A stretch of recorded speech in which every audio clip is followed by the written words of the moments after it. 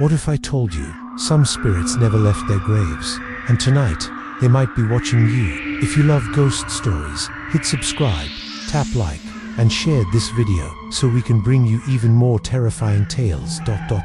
Subscribe, like, share to keep the ghosts coming. The house was silent except for the hum of the refrigerator, the distant ticking of an old clock, and the sighing of water pipes buried deep within the walls. It was an ordinary Japanese home, sliding doors of thin wood and paper, tatami mats softened by years of footfall, a garden that whispered with bamboo in the wind. But beneath its simplicity, beneath the veneer of domestic calm, lingered the oldest of human fears, the fear of being alone with what cannot be seen. The bathroom in such a house was more than functional. It was sacred, almost ceremonial, with its tiled floor perpetually slick from steam and soap, with its deep porcelain tub designed for soaking, not washing. It was there, in the womb of warmth and water, that stories had begun. Stories passed between children late at night, stories whispered in giggles and daredevil grins, stories that were warnings disguised as games. They called it the bath game.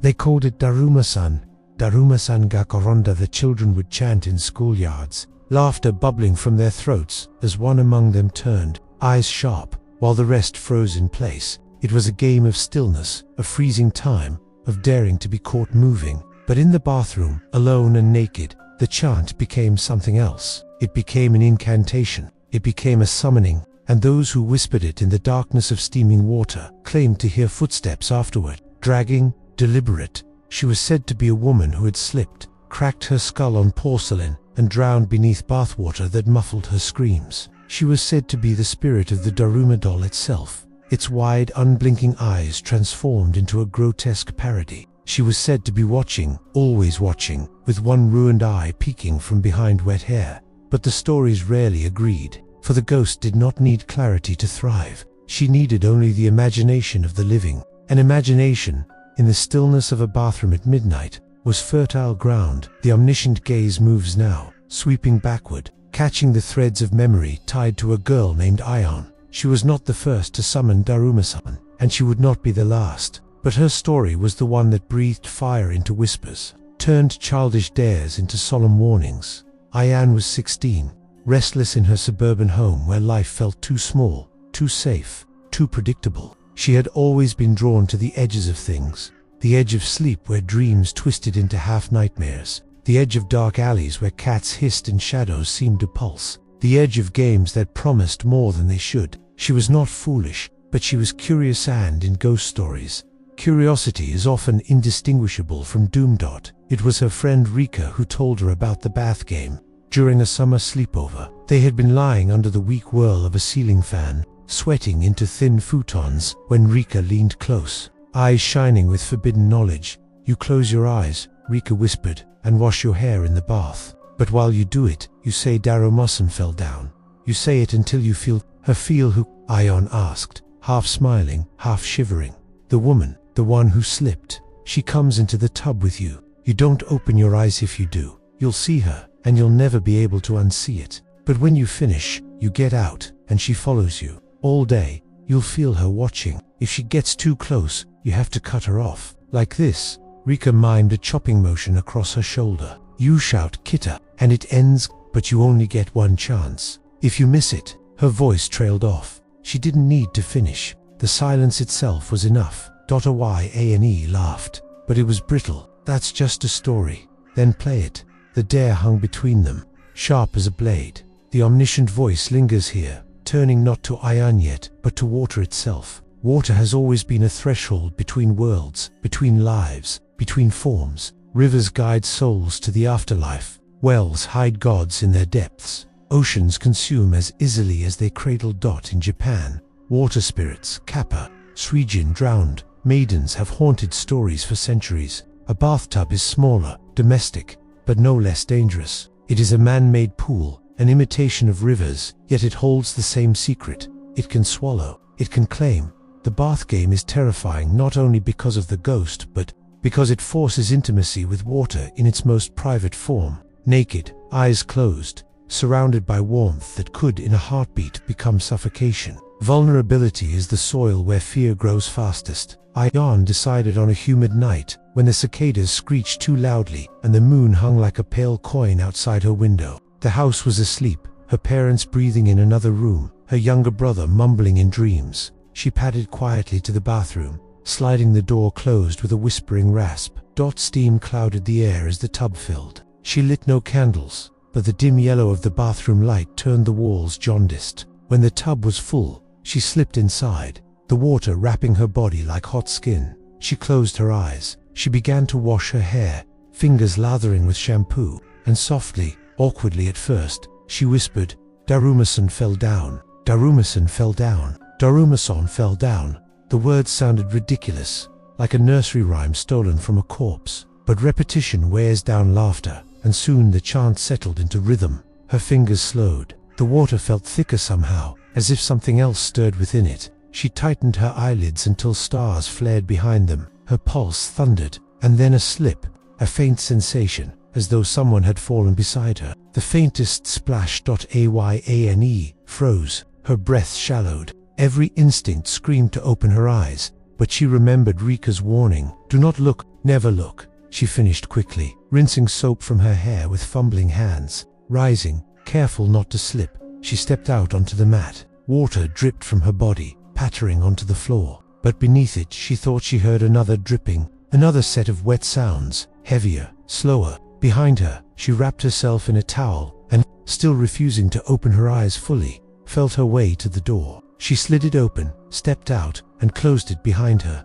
Only then did she dare to look. The bathroom was empty. Of course it was empty, but the air felt heavier, thicker, as though something invisible had followed.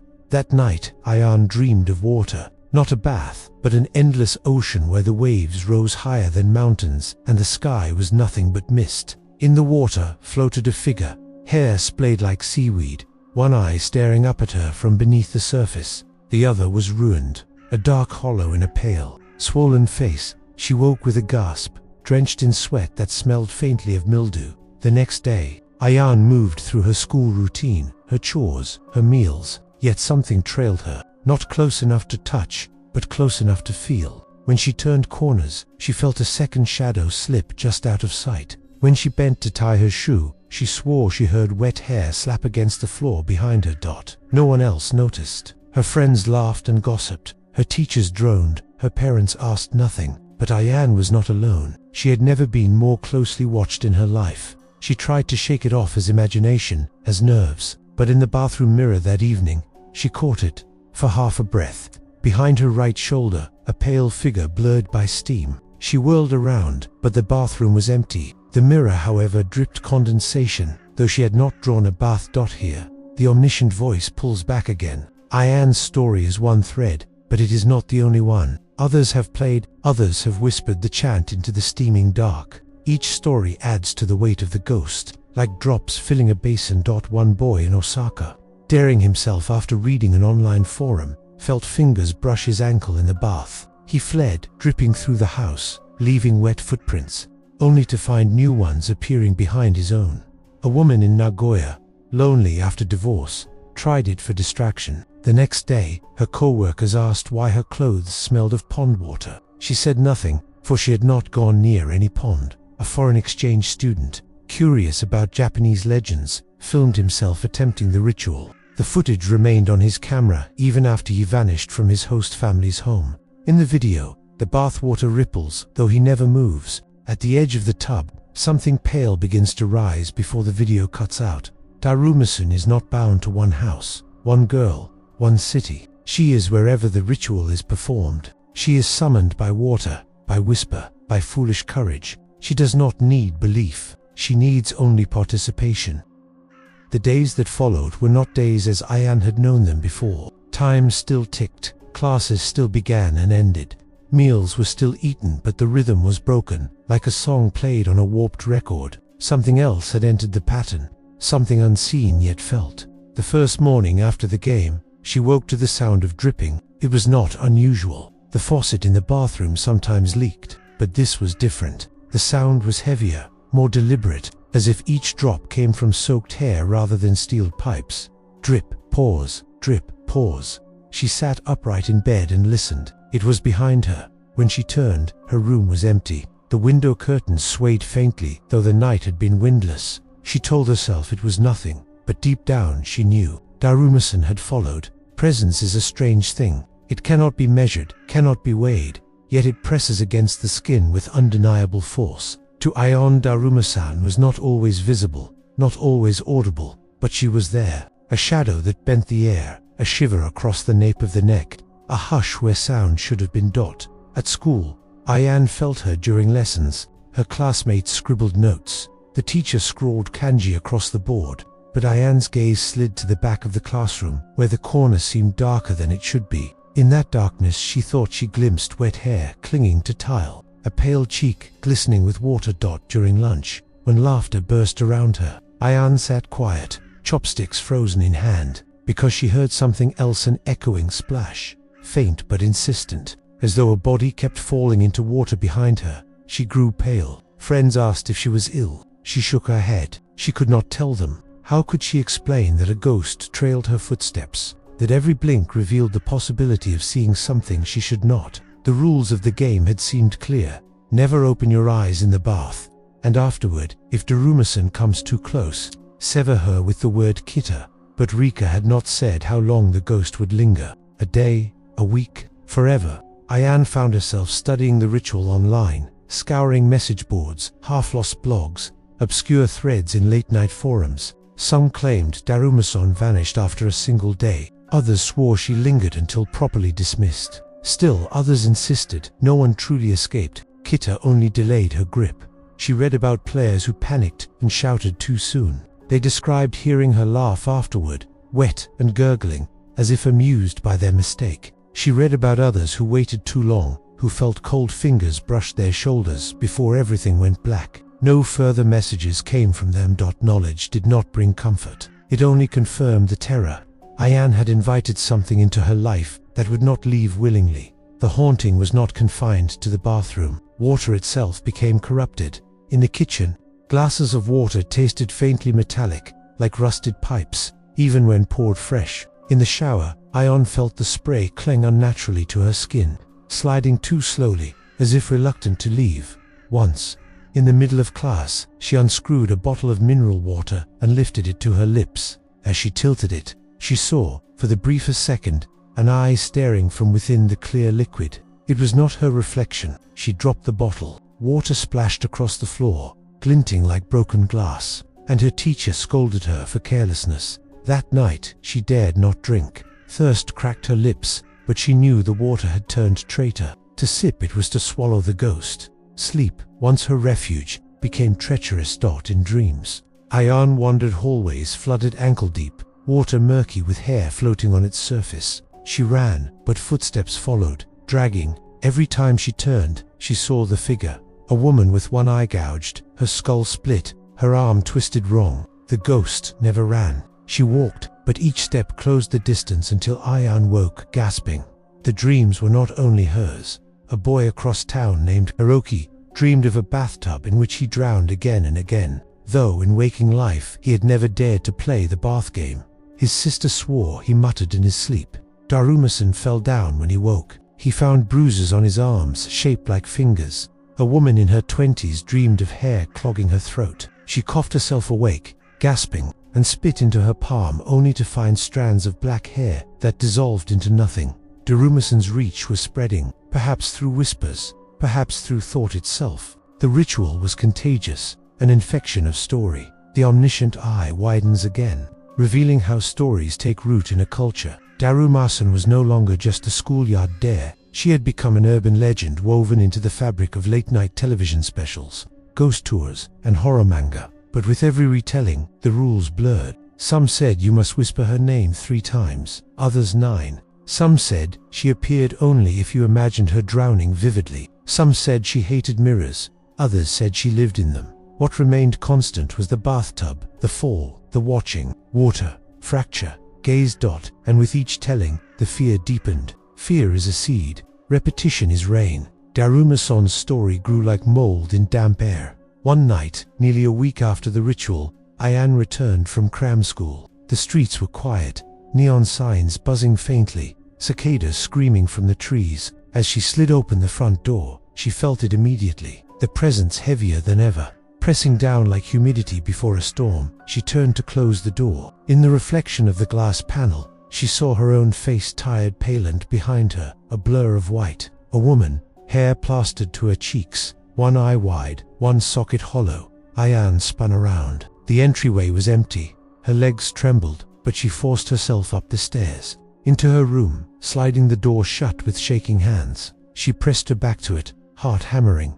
Then came the sound. Squelch, squelch, squelch, wet footsteps climbing the stairs. Slow, patient. Ayan clapped a hand over her mouth. Tears burned her eyes. The steps stopped outside her room. Silence. She whispered, almost too soft to hear. Kita. Her arm twitched in a half-hearted chop. Nothing changed. The silence grew heavier, as if mocking her. She realized, too late, that she had not meant it. The word lacked force. The ritual demanded conviction. She had whispered, not commanded. The presence lingered. From that night on, the world itself seemed altered. Streetlights flickered as she passed. Electronic screens showed static when she drew near. Her phone battery drained inexplicably. Always when she tried to call for help, the ghost was no longer behind her. She was around her. Her breath fogged when no one else's did. Doors creaked, though untouched. Classmates looked at her strangely, claiming her clothes smelled faintly of mildew, that her hair seemed damp even when dry. Ayan began to wonder if she had already drowned. If her life was merely the dream of someone who had died in the bath, and Ayan was not alone. Across Japan, whispers spread faster than fire. More dared the game. Some survived to tell the tale, voices trembling with half-belief, half-trauma. Others vanished, leaving only rumor in their wake. A boy in Sapporo was found drowned in his own dry bathtub. A girl in Kyoto was discovered unconscious, hair tangled in the drain, though she lived alone and no water had been drawn. An old man in Fukuoka muttered "Kita" repeatedly until his voice broke. But whatever he saw did not leave. He wasted away, eyes always staring to his right, to a corner no one else could see. The bath game was becoming epidemic. Darumasan was multiplying, or perhaps she was one entity with endless hands, able to stretch across homes, across cities, wherever foolishness or desperation invited her. Fear, the voice reminds, is never content to stay small. It grows like water seeping into cracks, expanding, splitting foundations. Darumasan is no longer confined to one bathtub in one house. She is a concept made flesh, a story made spectral. Each telling deepens her hold. Each whisper strengthens her. The second part of the haunting is not the scream, but the silence before it. The breathless anticipation of footsteps at the door. It is the moment when players realize they cannot end what they have begun. When even the word "Kita" tastes hollow in the mouth. Ayan has not yet reached the breaking point. The world around her trembles on the edge, as if walls themselves have grown thin and water is pressing on the other side, waiting for the crack to burst. And still, in the silence of night, comes the splash. The sound of something falling again and again. The endless repetition of a death that never finishes. Darumasan fell down. Darumasan fell down. The hours that followed were not measured in minutes or seconds, but in the tremors of silence between each invisible breath of the unseen presence. The air in Isio's home had thickened into something more than atmosphere. It was like a damp veil clinging to the skin, pressing into her lungs. Shadows stretched too far, corners swallowed more than light, and the water-stain marks on the walls seemed to pulse faintly as if veins were forming across the house itself. The Darumasan had crossed thresholds. It was no longer confined to the tiled confines of the bathroom, to the rituals, whispered instructions, to the hushed footsteps behind her. Its hunger had grown teeth sharp enough to pierce the membrane between one world and the next. Aiko felt herself the center of a ritual she did not remember agreeing to, a ceremony of pursuit and dread with her body as the altar. The third night was the unraveling. The first sign came with the dripping, not from faucets though she had shut tight, wrapped with cloth, sealed as though to ward off escape. Yet from the ceiling, from within the walls, from no physical source, came droplets of water that never touched the floor. They hovered mid-air for moments too long, trembling like beads of glass, before vanishing with a hiss like breath against a flame. The second sign was the reflection. Every mirror in the apartment had been covered since the first night, yet the television screen, black and lifeless, pulsed with the faint image of a woman whose hair dragged down her shoulders in sodden strands. Sometimes her eye socket appeared hollow, Sometimes it glimmered with an eye too wide, too fixed. When Aiko tried to unplug the television, the cord coiled back into the socket on its own. And the third sign was the whisper.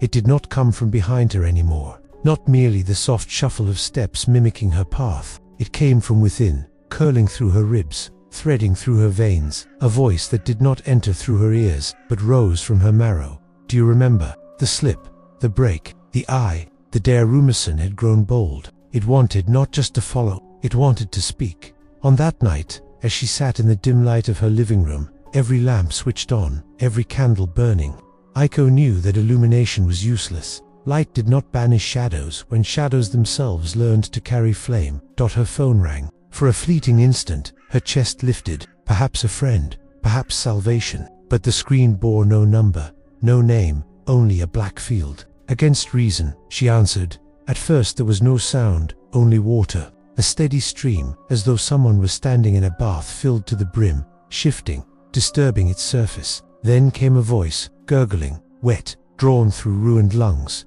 You are me now. Aiko hurled the phone across the room. It did not shatter. Instead, it landed face up, the black screen glowing faintly, and from it the reflection of the bathroom door shimmered into existence. The door closed tightly. Though she had not entered that room since the first night, the climax was not an event but a gathering tide. The Darumasan was weaving its essence through every boundary, tightening its grip. The rules of the ritual, whispered once like a game's instructions, were no longer distant guidelines. They had become the architecture of ICO's reality. Do not look back. Do not let her touch you. If she gets too close, shout Tamare, to halt her approach. To end the game, you must succeed in saying, Kit, before she reaches you. But what if the voice was already inside? What if the reflection was already hers? What if the dripping water inside her skull was not imagined but the leak of her very soul? Aiko stumbled toward the door, the apartment suffocating her like a closed throat. She wanted air, movement,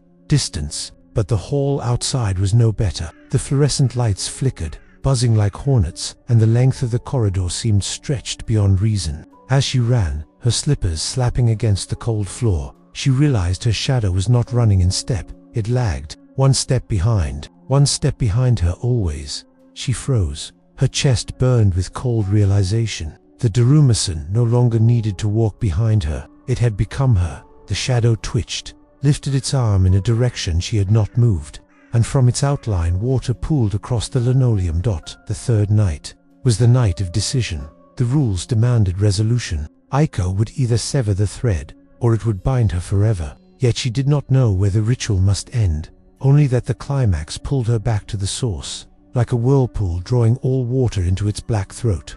The bathroom. Her hand trembled on the doorknob. She had barricaded it, taped it, prayed it shut, yet the tape now curled away, as if licked by steam. With a final inhalation, half breath, half sob, she opened the door. The room was not as she had left it. The tub was filled to the brim, though no faucet had run in days. The water's surface quivered, as though disturbed by an invisible hand. The air smelled of iron, wet stone, and something deeper, like the copper temps of opened flesh.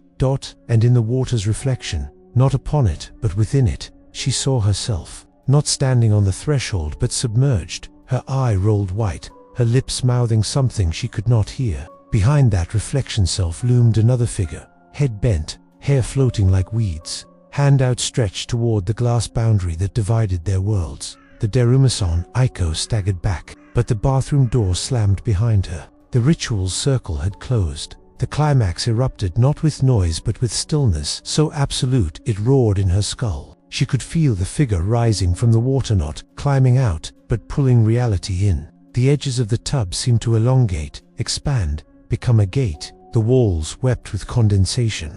Rivulets streaking downward in the patterns of twisted limbs. And then came the eye, first one, then another, forming not only in the figure's ruined face but across the surfaces around her. Eyes in the tiles, eyes in the mirror, eyes opening like wounds on the ceiling. They all stared, unblinking, wet and glistening, their focus a needle piercing her soul. The voice thundered, not through air but bone. Stop me if you can. Her throat caught. She knew the word, the rule, Tomari. She screamed it, her voice cracking, and for a moment the figure froze. The water stilled. The eyes blinked shut. But hesitation is a predator's invitation. She faltered, and the figure surged forward again. Water sloshed over the tub's edge, yet it did not splash to the floor. It hung mid-air, droplets forming a corridor of liquid through which the entity advanced. This was the endgame. Either she severed it, or she would drown not in water but in herself. Her lungs ached with the force of the word clawing up her throat.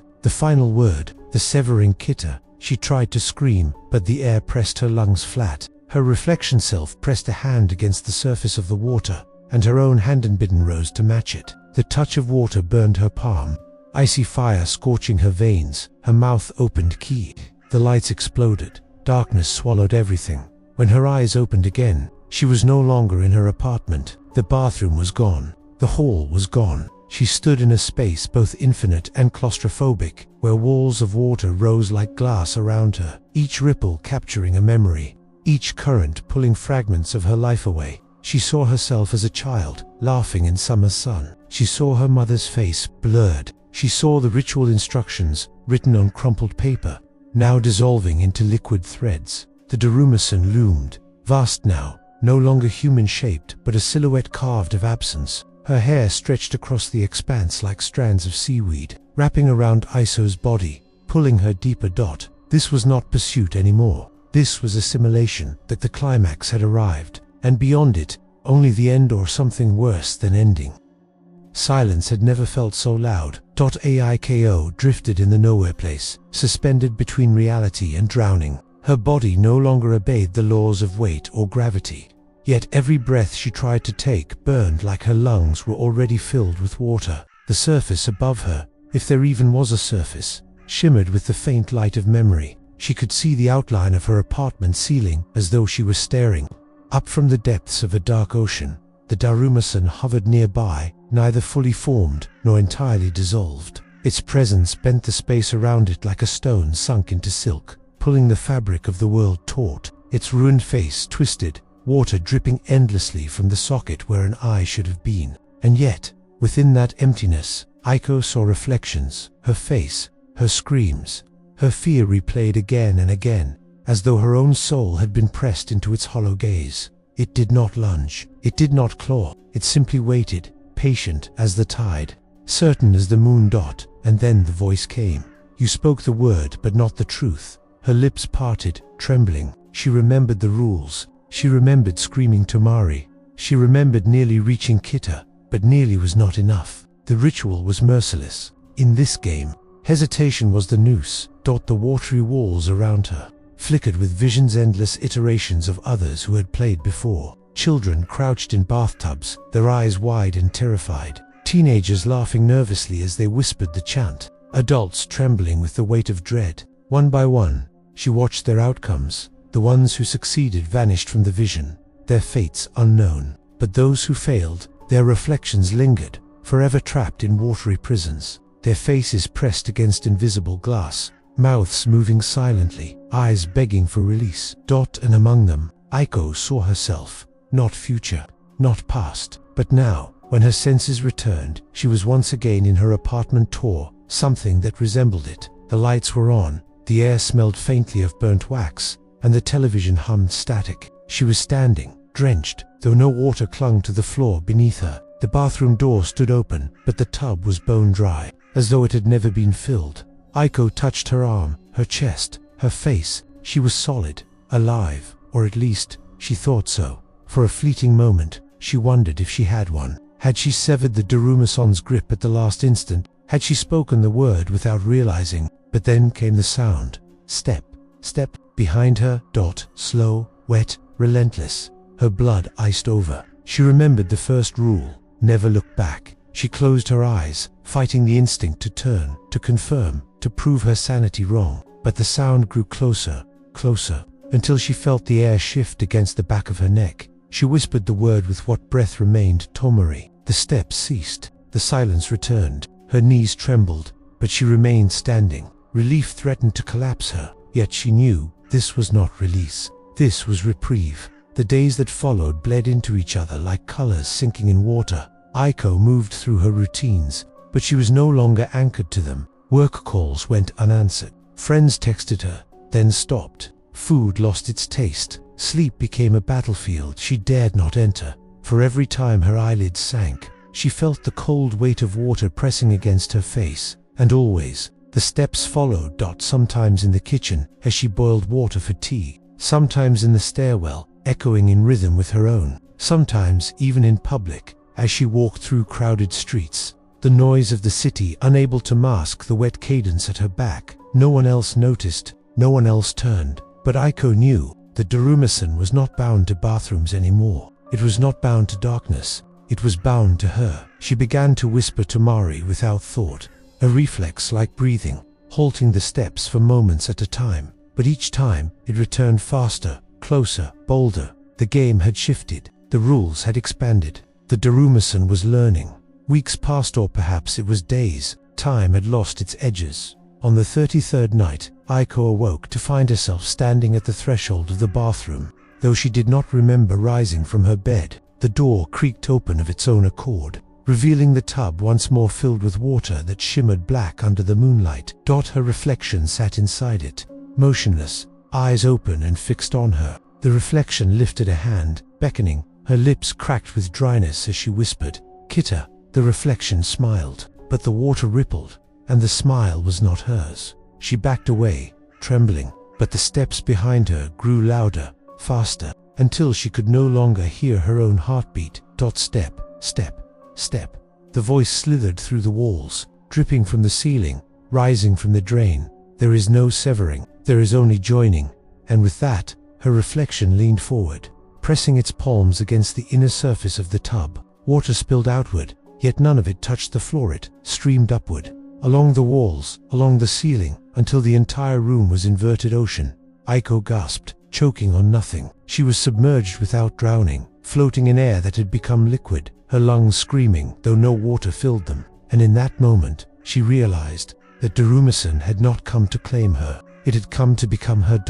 In the weeks after, her apartment fell silent. Rent notices stacked at the door. Calls went unanswered. Neighbors whispered of dripping water heard late at night, though no plumbing issues were ever found. The landlord, forced to enter after months, discovered the rooms pristine, no smell of rot, no sign of violence, not even dust. But the bathroom mirror told a different story. Those who dared glance at it swore they saw a figure within, a young woman submerged, her hair fanned around her like weeds, her eye wide and fixed, her hand pressed against the glass as though reaching for freedom. And behind her, always, a darker silhouette hovered, patient, eternal, its hollow gaze promising that the game was never over. The story spread. Another teenager whispered the ritual to friends during a sleepover. Another lonely soul tried it in a dormitory shower. Another seeker of thrills typed it into late-night forums. Some claimed success, boasting that they had spoken Kita at the last instant, breaking free.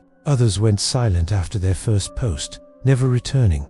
And always, the legend grew. The Darumasan was no longer bound to one girl, one bathtub, one story. It had become a tide flowing across generations, a ritual passed down not by ink or instruction, but by whispers and fear. And somewhere, in a place that was not quite water and not quite air, Aiko floated still, her eyes locked open, her lips whispering endlessly the word she had never quite managed to finish. Ki, her voice a ripple across eternity. The game continues, and even now, perhaps, as you read these words in the quiet of your own room, the silence between your breaths may carry the faintest echo of wet footsteps. Step, step, step, do not look back.